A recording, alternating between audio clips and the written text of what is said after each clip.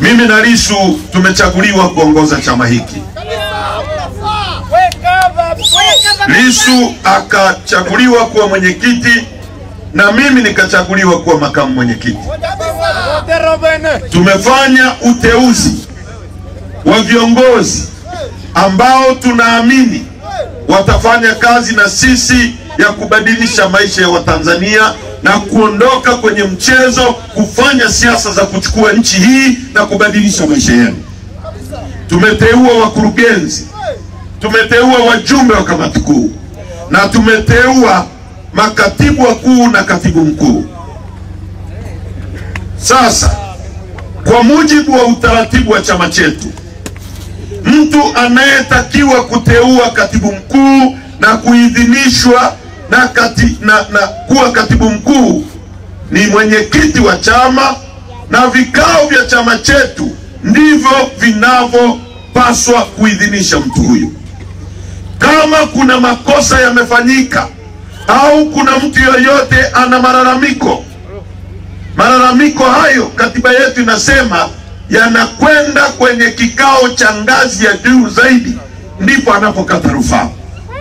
Kama baraza kuu limekosewa, unalalamika kwenye mkutano mkuu. Sasa nataka nitumie nafasi hii kumwambia Rais Samia na wote anaowatumia kujaribu kuhujumu chama chetu.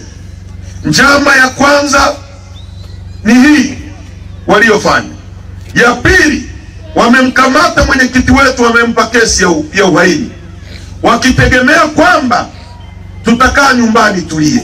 Walipomweka ndani, tulipokutana kwenye kikao, nikawaambia watu hakuna kukaa ndani na kulia, tunaendelea kuwachakaza kama vile mwenyekiti angekuwa barabarani.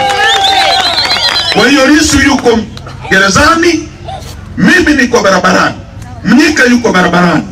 Tumewagonga vibaya sana na tutawagonga vibaya sana. Tulikuwa mkoa wa Geita, tumeenda Shinyanga, tumeenda Kagera, na jana tulikuwa Mwanza, na nyie mmeona watu wengi kama mchanga.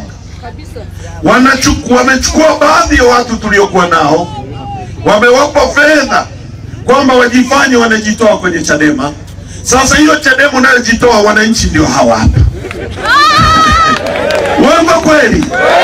Hiyo nayo imeshindikana. Sawa sawa. Sasa ya mwisho ndio hii kwamba msajili amesema hamtambui katibu mkuu wa chama chetu, hatambui wajumbe wa kamati kuu ya chama chetu. Mimi nakwambia msajili, wewe huhitaji kumtambua katibu mkuu wa chama chetu. Sisi Chadema tunamtambua katibu mkuu wa chama chetu. Huna uwezo wa kututeulia nani awe katibu mkuu wa chama chetu. Tunaelewana vizuri? Msimamo wa chama chetu, katibu mkuu wa chama chetu atateuliwa na mwenyekiti kama katibu inavyosema. Kama kuna mtu ana malalamiko, akate rufaa kwenye mkutano mkuu. Sisi Chadema hatutabadilisha chochote kati ya yale tuliyofanya kwa maelekezo ya msajili. Tumemaliza, tumefunga. Akitaka aifute hiki chama kama ana uwezo huo. Sawa sawa Serengeti? Ndiye mnasemaje? Ndiye mnasemaje? Wangapi naunga mkono msimamo wa chama? Nyosha mkono kwa. Sasa wewe Jaji Mtungi, kama una nguvu ifute Chadema. Sawa sawa? Usitake kutupiga mkwara sisi. Tutoko hapa kuni hai. Tunaelewana vizuri? Tumezaliwa mara moja, tutakufa mara moja. Banana anatutisha. Alikuwepo Magufuli, alikuwa anapita mpaka majani yanatetemeka. Ameondoka, dunia hii imeisha. Sipo. Kwa acheni ujinga wenu bana. Hilo nilitaka niliseme la kwanza. Jambo la pili, ndugu zangu, siasa ni maisha yetu. Siasa ni uchumi wetu. Siasa ni elimu yetu. Siasa ni hospitali nuku ya Kolero. Nchi hii imechezewa kwa muda mrefu sana. mnisikilize kwa makini. Hii ni katiba ya nchi yetu. Hii hapa. Ukisoma ibara ya 8 ya katiba ya nchi yetu inasema hivi: Jamhuri ya Muungano wa Tanzania ni nchi inayofuata misingi ya demokrasia na haki jamii. Na kwa hiyo wananchi ndio msingi wa mamlaka yote, na serikali itapata madaraka yake na mamlaka yake yote kutoka kwa wananchi. Kwamba badala ya mgo mwingine na muibungeni, Tarime tuibungeni, Mwanza waende bungeni, Msoma waende bungeni, hatuna ukumbi wa kutosha kutubeba wote. Tunateua mtu mmoja aende kwa niaba yetu. Badala ya wote tuwe marais, haiwezekani. Tunateua mtu mmoja kwa niaba yetu akawe rais. Ndio maana ya kifungu hiki cha katiba.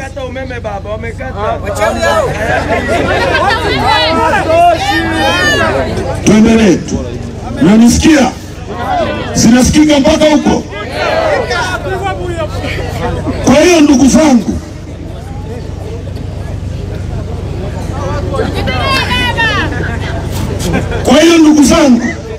wananchi ndio msingi wa mamlaka na madaraka yote ya nchi hii. Nyie ndio mnatoa mamlaka yenu mnampa rais, mnatoa mamlaka yenu mnampa mbunge, mnatoa mamlaka yenu mnampa diwani, mnatoa mamlaka yenu mnampa mwenyekiti wa kijiji. Lengo kuu la serikali na hayongu tunamontegerebuya. Lengo kuu la serikali, hiyo serikali mnaiweka madarakani, lengo lake namba 1, yani lengo kuu itakuwa ni ustawi wa wananchi. Lengo kuu la serikali itakuwa ni ustawi wa wananchi. Hano nagambigu ustawi, mnanielewa? Yani montegerebuya kama ustawi unyoria hasa haya hakorara, urerobuya sibitali, watoto wako wasome vizuri, upate maji ya kunywa, utembee kwenye barabara nzuri. Hiyo ndio maana ya serikali kuwepo. Lengo kuu la serikali ni ustawi, na si serikali itawajibika kwa wananchi. Sasa abantu ba Serengeti, Mwalimu Nyerere alipopigania uhuru wa nchi alisema hivi: tunataka uhuru wa nchi yetu kutoka kwa wakoloni, kwa sababu wakoloni wazungu wameshindwa kuondolea Watanzania ujinga, wameshindwa kuondolea Watanzania maradhi, na wameshindwa kuondolea Watanzania umaskini. Mambo mangapi? Matatu. Hayo ndio yaliyosababisha tupiganie uhuru wa nchi yetu. Na Mwalimu akasema ili nchi iendelee inahitaji mambo 4. Ili nchi iendelee inahitaji amang'anane, mambo 4. Inahitaji watu tunao. Inahitaji ardhi tunayo. Nchi yetu ina ukubwa wa kilomita za mraba 945. Ukichukua Kenya, ukichukua Uganda, ukichukua Burundi, ukichukua Rwanda, ukiziunganisha kwa pamoja zina kilomita za mraba 890. Sisi peke yetu vateviliga tuko 945. Kwa hiyo nchi yetu ni kubwa kuliko Kenya na Rwanda na Burundi na Uganda ukiziunganisha kwa pamoja. Kwa hiyo ardhi tunayo kilomita za mraba 945. Na Mwalimu akasema mambo mengine mawili: siasa safi na uongozi bora. Sasa watu wa Serengeti, ardhi tunayo. Nikizungumza kuhusu ardhi, watu tunao. Nikizungumza kuhusu watu wako milioni 63. Nikizungumza kuhusu ardhi, ni ardhi na vyonsu vinovilinge kwa ardhi. Kwa hiyo tunazungumza kuhusu madini, tunazungumza kuhusu maji, tunazungumza kuhusu wanyama, tunazungumza kuhusu ilimi, yani vyote.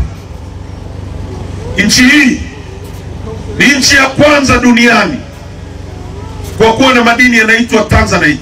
hayapatikani kwingine kokote duniani isipokuwa Tanzania Mererani.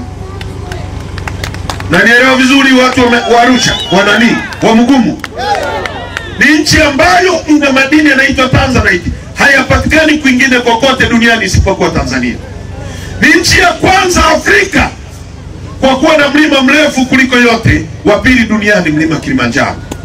Ni nchi ambayo ina ziwa lenye upana kuliko yote Afrika, na pili duniani ziwa Victoria. Ni nchi ambayo ina ziwa lenye kina kirefu kuliko yote Afrika, na pili duniani ziwa Tanganyika. Ni nchi ambayo ina mbuga za wanyama kubwa kuliko zote dunia nzima. Ukichukua Ngorongoro, ukichukua Serengeti, ambayo ndio imepewa wilaya yenu jina la Serengeti. Ukichukua Ngorongoro, Serengeti, Katavi, Manyara, Seru, ukiziunganisha kwa pamoja na Mikumi, zina ukubwa kuliko nchi ya Rwanda na Burundi. Ni nchi ambayo inatoa madini yanaitwa nickel na cobalt. Amadini gano kako kori chibeti licho chili mgusimu na injini za ndege yanatoka Tanzania, Kabanga kule Kagera. Nchi ya tatu kwa kuwa na dhahabu nyingi duniani.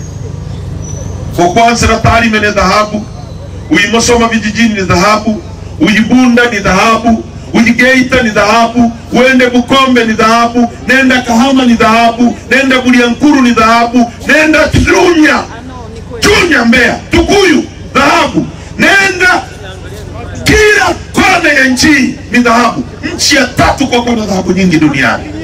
Leo na hata pa Kinigoti mnasema. Nilikuwa naangalia bei ya dhahabu duniani kwa gramu moja. Igramu imwi ni shilingi 300,000. Ona mnagambi gramu temanya anga mukunyerewa. Mugikule turabiki getora hii.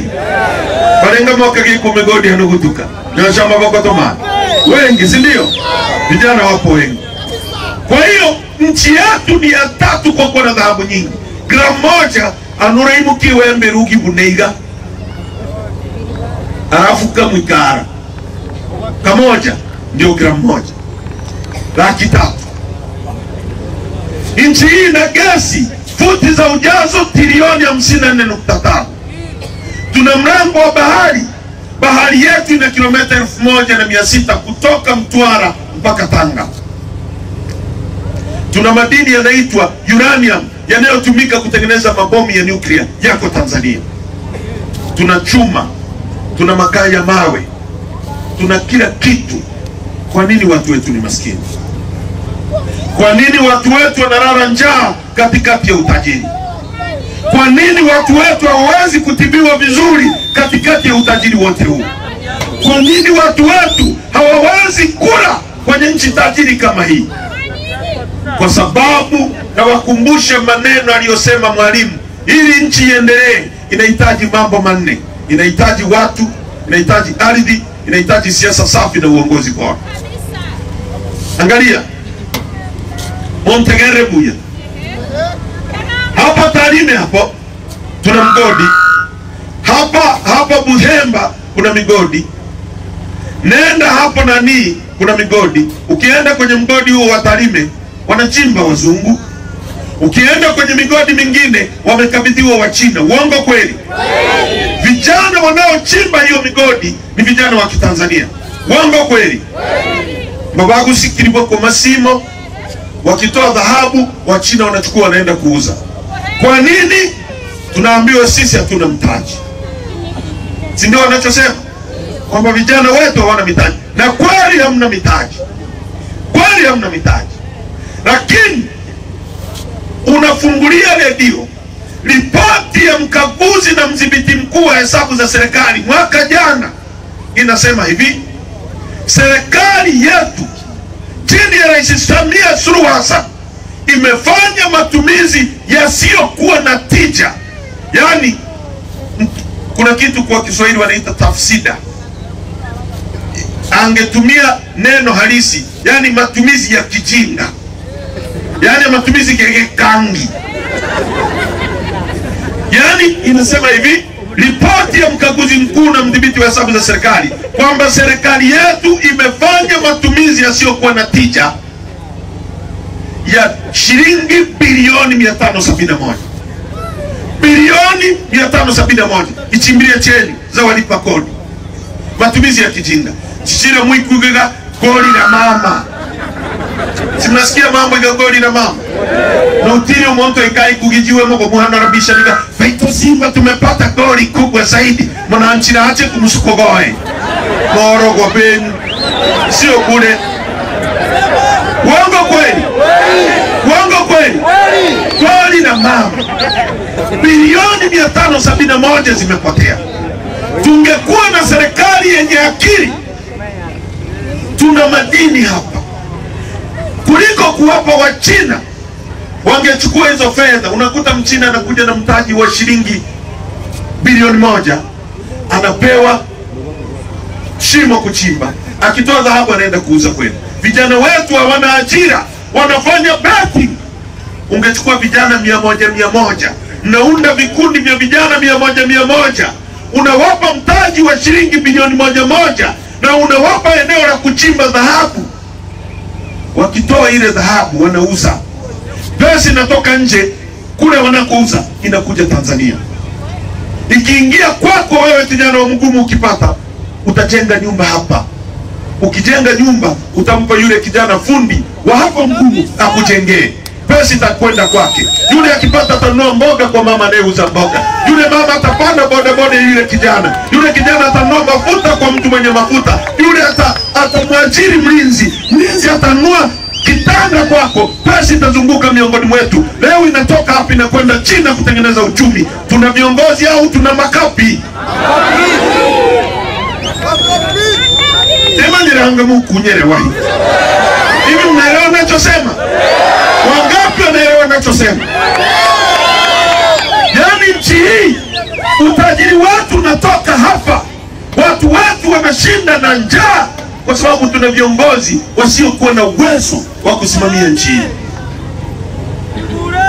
Mimi nimezaliwa tata na ringiti Land Rover.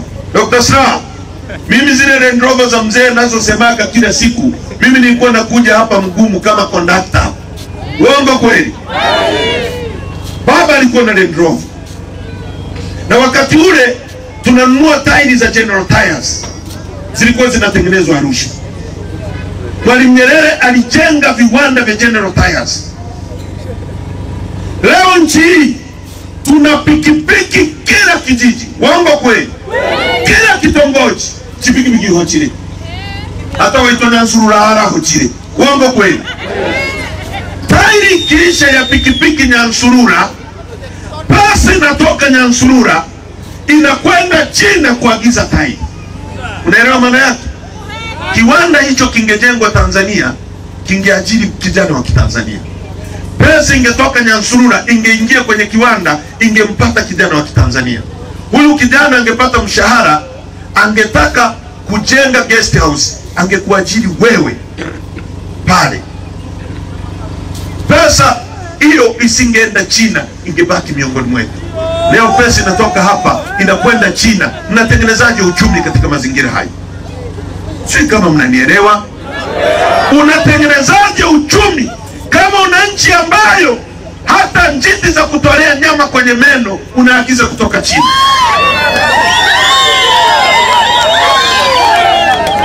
Ndogorongo kwamba si mnaenda kwenye migahawa ibisara bila vya kuruzi nyama kwa maino viandikiliga made in China. Kuna watu wenye akili hapa? Kuna watu wenye akili hapa? Tunaongozwa na watu wasiokuwa na uwezo. Hebu fikiria hivi, watu wa mgumu, umaskini wetu ni wa kutengeneza. Inakuaje nchi hii? Nchi hii Dubai ni kanchi kadogo, ni jangwa. Dubai mwaka 61 walikuwa 70,000. 70,000 mwaka 61. Tunapata uhuru tuko 8,000,000, wao weko 70,000. Sisi tuko 8,000,000. Leo tuko 63,000,000. Dubai wako 3,000,000. Watu 3,000,000 jangwani. Tumepata chuo kikuu cha kwanza mwaka 63. Dubai hawajui hata choo, wanatembea wanajisaidia vichakani. Kwanza hakuna vichaka, kwenye michanga kwa sababu ni jangwani. Mwaka 61 leo nchi hii ina bandari alizijenga ambazo walijenga wakoloni. Bandari ni mlango wa fedha wa mtu wetu. Bandari ni duka ambalo halikauki.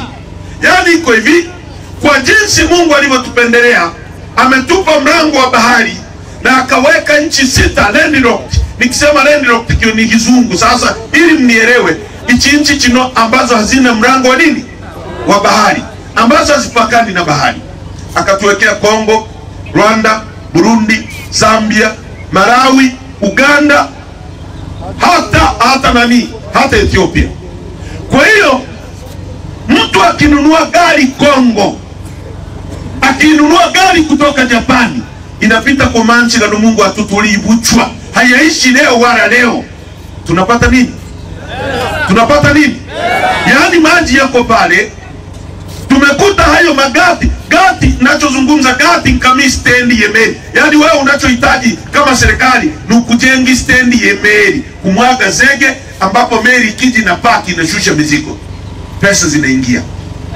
Hiyo bandari walianza kujenga wakoloni, akaiendeleza Mwalimu Nyerere. Magufuli akaja akaiendeleza kutoka gati namba 0 mpaka gati namba 8, akanunua mashine mpya 0 hours akaziweka pale ili Warundi wapitishe mizigo, Wakongo wapitishe mizigo, Uganda wakilima kahawa yao, ikiwa inatoka ndani ya nchi yao inaenda huku inakouzwa Ulaya, inapita kwenye maji yetu Chimbile Chinasoha. Wakinunua greda itoke huku inakokuja ili ipite kwenye Uganda, Chimbile Chisohere. Yani wewe ni kukaa pale Chimbile Chinasoha mpaka siku unakufa. Kagame alisema hivi, akipewa bandari ya Dar es Salaam peke yake atalisha nchi za Afrika Mashariki na Kati bila hata mtu kufanya kazi.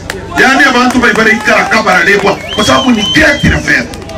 Hizo bandari ambazo zipo, ambaye haikauki, Rais Samia ameikabidhi kwa Waarabu ambao walikuwa 3 ambao wako 3 amewapa waendeshe hiyo bandari mpaka kiyama. Iga sisi wa Tanzania wote 63 tetone akili, watu 3 wana akili kuliko sisi. Hivi mnaelewa nachosema nyie? Kuna serikali hapo.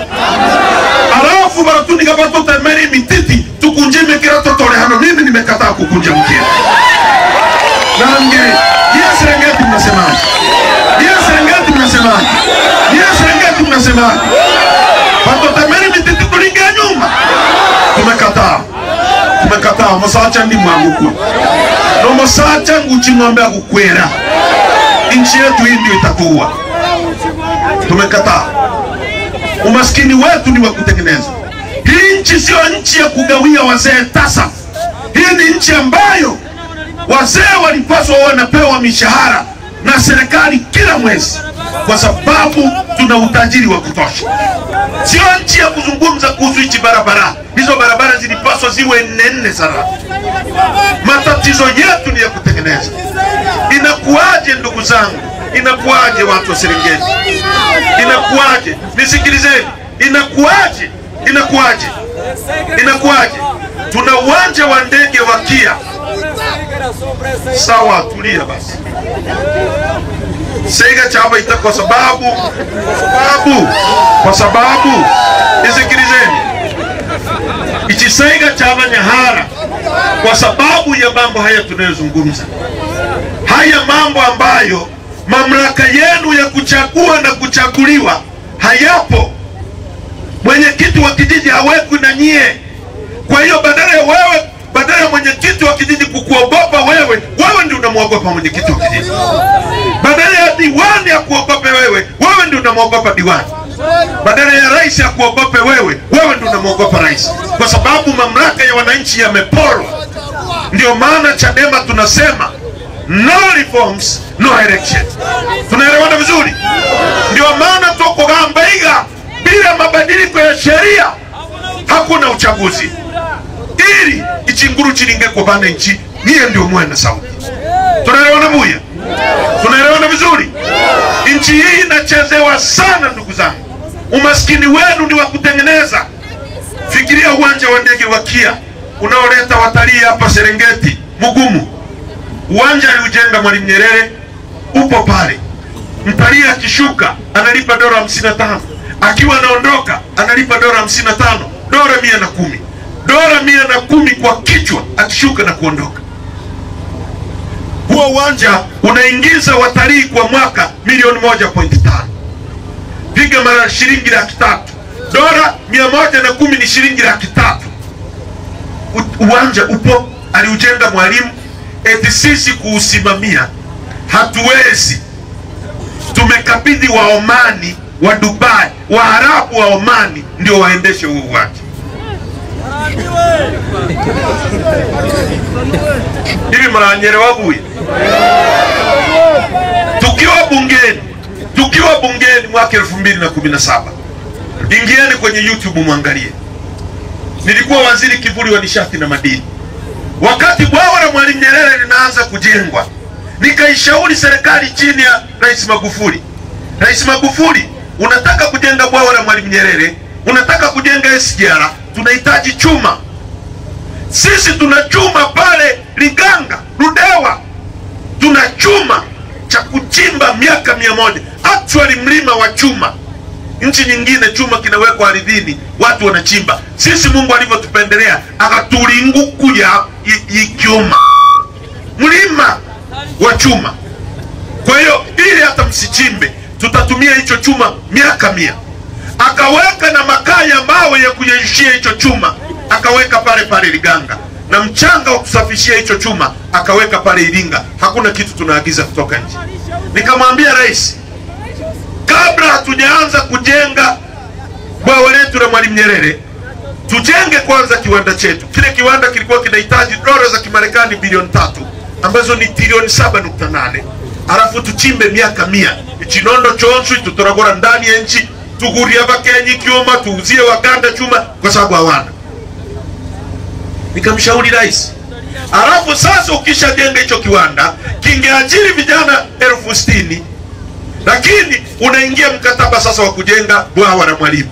Unaita Arab contractors wale, unawaambia bana nataka unijengee bwawa. Yes. Shilingi ngapi? Trilioni 5. Hizi hapa.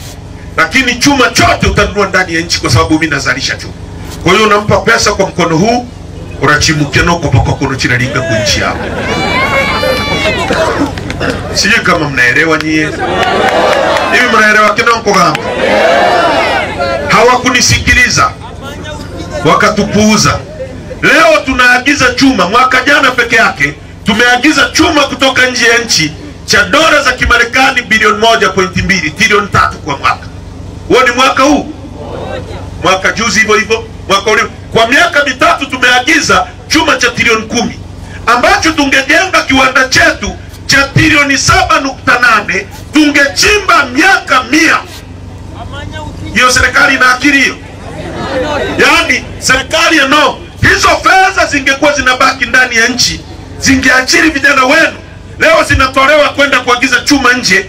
Vijana wamesoma walimu, hawana kazi ya kufanya. Vijana wamesoma unesi, wamesoma udaktari, bali ngaka umugaka nko mahali umurawayo na aguri ng'ombe arasomye ili alinge kumuturia ayarakuriga amatiga nyavuruwa yane kana asomye ng'ombe yalinga guce gwikara kahana. Wango kweli? Wango kweli? Ayarakuriga kure nyavuruwa nega yano ni ndaka mama bere. Nasema uongo? Nasema uongo? Kwa sababu tuna serikali imeshindwa uwezo wa kubadilisha nchi. Serikali ni chinyanyi. Yaani inaona kiaro mtu ragiwe igoteri, so ukibukima botamire oramayi ngo mwenzako atakura winukio sense umekona honarambo kile. Ndicho serikali inachowafanyia. Alafu hiyo serikali inaacha kubota abantu nga waende kufanya magenderio esaiga. Mimi nilipokuwa mbunge Tarime na atemere marufuku Bukangi Buyo na hujawahi kujirudia. Tunaelewana vizuri? Hatuwezi kuwa na nchi ya aina hii. Hatuwezi kuendelea bantu wewe. Hata tukiwapa miaka 1000 hawezi kuendelea. Nimepita barabara ya Naka, ni mashimo tupu. Miaka 63 baada ya uhuru. hano ichoya tuko Serengeti hano bakambiga mama ametuchimbia choo kile sasa iko hatu muntu akorre yani kamiri mumule simna mtu hapo umumu ya numbunge ili mumu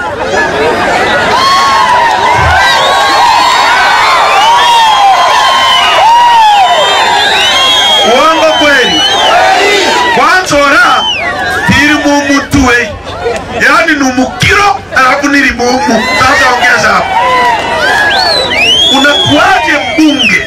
unakuaje mbunge unakaa bungeni miaka 5 takasumache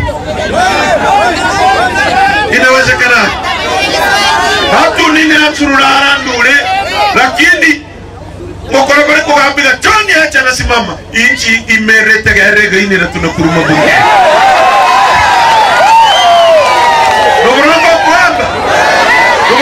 kwamba na sasa iko ni gorotu kuja kose kugitumbekera kose tunataka tubadilishe nchi tunataka nchi ibadilike watu tubadilishe nchi tuwabadilishie maisha inawezekana rasilimali tunazo inawezekana kubadilisha maisha yetu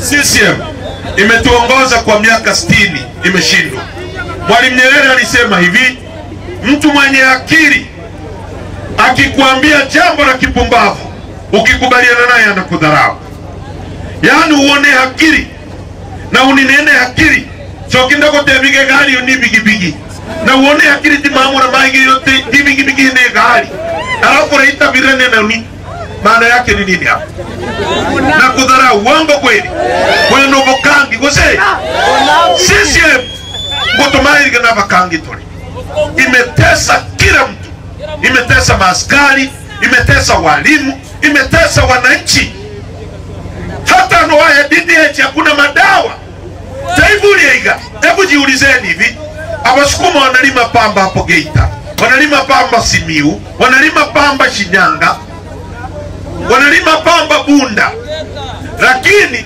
umusukuma agulie pamba shilingi 1050 ikiro ingima sokiye India iringa karaka kogo ilibidonda tokora shilingi 5000 akakekara ambako ni gramu 50 kuna akili hapo ubongo hapo hayo kweli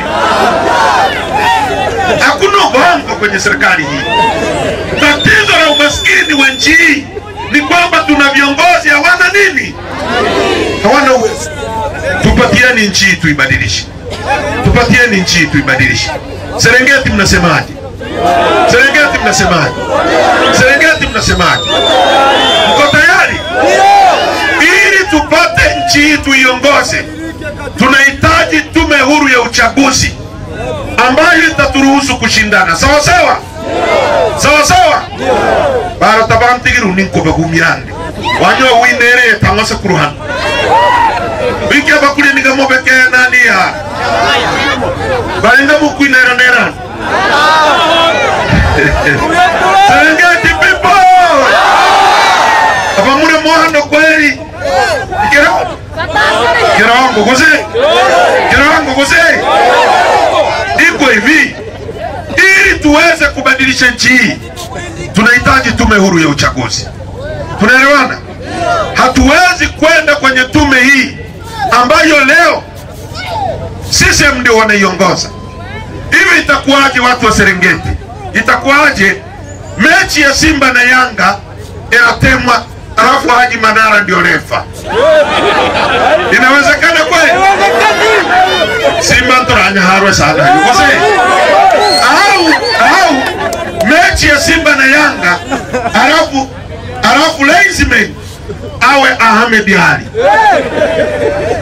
atamwambia mshambuliaji wao wewe kaa kule mpira ukipigwa funga tu hakuna offside hapa uongo kweli sisi wanataka twende kwenye mechi ambayo Omar Ramadhani Mapuli katibu mwenezi wa CCM ni mjumbe wa hiyo tume inakubalika hiyo mimi na Lissu tumekataa tumesema kama Samia anajiamini tubadilishe kwanza sheria za uchaguzi baraza la maaskofu limeunga mkono mzee Warioba ameunga mkono Shura maimamu wameunga mkono, Mzee Butiku wameunga mkono, KKT wameunga mkono. Muda upo tubadilishe sheria.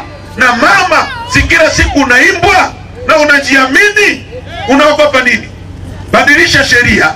Lisho imerehano na wewe imerehano ipigwe na katisini haki ya Mungu.